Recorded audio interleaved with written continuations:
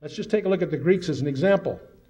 The Greek, we all have read about the Titans of the ancient Greeks. These creatures, their mythology has people that were partly terrestrial, partly celestial.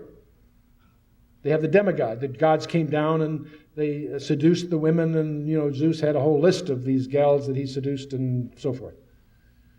They rebelled against their father Uranus. After a prolonged contest, were defeated by Zeus and condemned to where?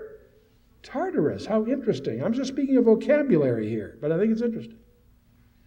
The word Titan in the Greek is Shite in the Chaldean, and guess what it's in the Hebrew? That's kind of interesting. Satan, yeah. And of course, there's all kinds of renderings of Zeus in the various classical, and Hercules and Atlas are Nephilim. They have parents that were part human and part gods in the mythology of the Greeks. How interesting in our class.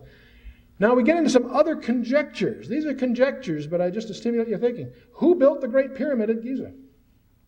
No one's sure. Some people think it's pre-flood. These stones are too big. Even today, they're not sure how you'd build it. They couldn't build it without laser surveying. It's that accurate.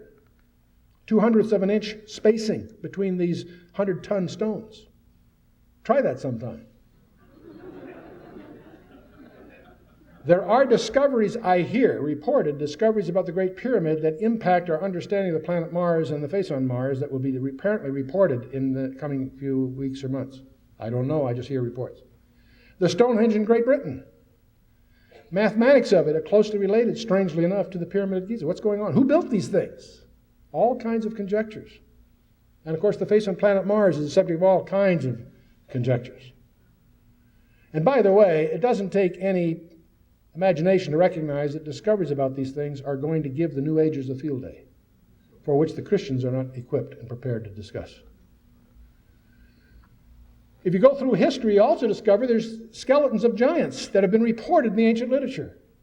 And I won't go through all of these. There's 300-foot ones in the 14th century, 105 mentioned by Plutarch. 80-foot Orion was 46 cubits in height, according to Pliny. Who knows? And it goes on and on. So these are, again, provocative possibilities that may at least suggest there were some strange creatures running around loose on the earth in the past.